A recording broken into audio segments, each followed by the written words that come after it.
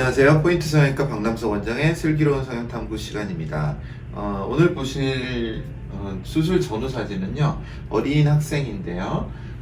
눈을 한번 보시면은요, 지금 눈 모양이 여기가 굉장히 두툼하죠. 이 부위가 사실 제일 두툼한 부위입니다. 그래서 이러한 이제 두툼함이 있고, 또 실제로 약간 눈썹을 이렇게 밀었습니다, 이쪽을. 그런데 이런 두툼함이 있고 눈썹을 밀었는데도 불구하고 이 거리가 좀 좁습니다. 그래서 이제 이런 경우에 무엇을 선택할 것인가를 좀 고민을 해봐야 됩니다. 환자분은 이제 쌍꺼풀 다른 생각을 별로 하지 않고 대부분의 환자분들이 쌍꺼풀을 예쁘게 만들어 주세요라고 생각을 하고 성형외과에 찾아오게 됩니다. 그런 경우에 쌍꺼풀을 이제 예쁘게 만든다는 것이 대부분의 경우에 눈을 크게 보이게 하는 것이 더 목적임을 알 수가 있습니다. 하지만 또 그거가 쉽지 않고 부합되지 않는 눈들이 있죠. 그래서 이제 환자분과 상담을 많이 해야 됩니다. 일단 가장 주 목적은 쌍꺼풀을 만드는 것인데, 이렇게 이제 눈이 좁은 경우에 실제로 쌍꺼풀을 너무 높게 만들어 버리면 이 간격이 너무 좁아지게 되겠죠. 그래서 굉장히 부담스러운 눈이 되고 두툼한 느낌이 더 심해지게 됩니다. 왜냐하면 여기서 여기를 이렇게 세로로 그린다고 보면은 기존에 눈썹이 있고 여기가 속눈썹이 있는 부분, 그러니까 눈꺼풀의 하단 부분이라면은요, 여기가 민꺼풀일 때는 그냥 이런 느낌의 두툼한 살이 있을 텐데요. 여기에 쌍꺼풀을 만들어줌으로써 살이 더 안에 내용물의 변화가 없기 때문에 더 두툼하게 튀어나오게 됩니다.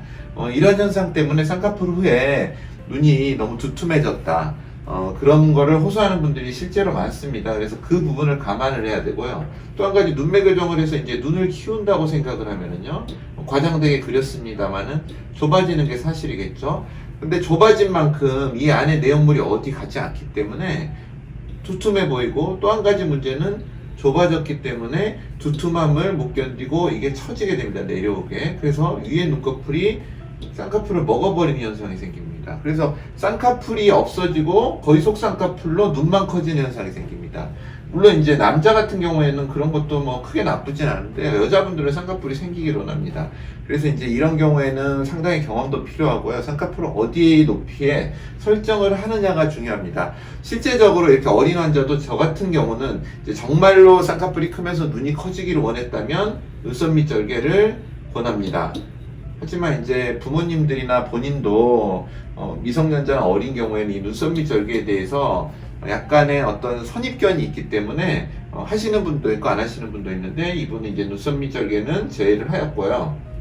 그래서 이 부분에서 어느 높이의 쌍꺼풀을 결정을 하느냐, 여기다 할 것이냐 여기다 할 것이냐, 정말 속쌍꺼풀이 되더라도 눈을 키울 것인가, 그 부분에 대한 고민을 좀 환자분하고 많이 하셔야 됩니다. 그래서 수술 후에, 지금 일주일 후의 모습입니다. 일주일 후의 모습인데 약간의 뭐 부기가 있어서 두툼한데 그다지 두툼해 보이진 않을 것입니다. 어느 정도 이제 부기가 빠지고 회복이 되고 위화감이 많이 사라지면서 자연스러워지면 이 두툼함은 문제가 안 되고요. 또 그렇게 답답하다는 느낌은 현재도 일주일 만인데 별로 없습니다. 눈매 교정을 하기는 했습니다. 그런데 아주 조금 했습니다. 그냥 눈이 뜨기를 편하는 느낌 정도. 왜냐면 이제 눈매 교정을 더 함으로써 아까 말했던 먹혀버린 현상으로 라인이 아예 안 보일 수 있기 때문입니다. 한번 상상을 해보세요. 눈매 교정으로 이거를 더 키웠어요, 여기까지. 그렇다면 쌍꺼풀이 보이게 하려면 라인이 여기까지 와버려야 됩니다. 눈이 이만큼 커졌다고 치면요. 그러면 이제 아예 공간이 없게 되죠. 이걸 보이게 할 도리가 없습니다. 물론 이마 거상을 할 수도 있는데요.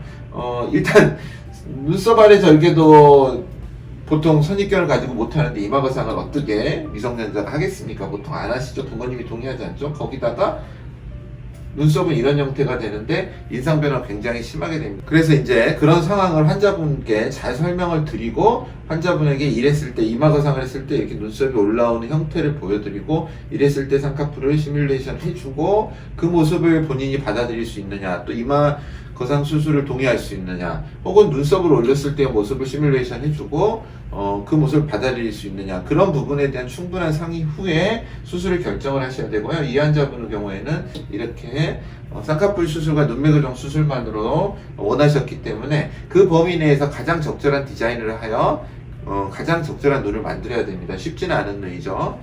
이런 눈을 가지신 분들은 이런 형태의 문제나 아니면은 눈썹 및 절개나 혹은 이마 거상을 한번 고려하셔야 될 것입니다. 감사합니다. 포인트 성형외과 박남석 원장이었습니다.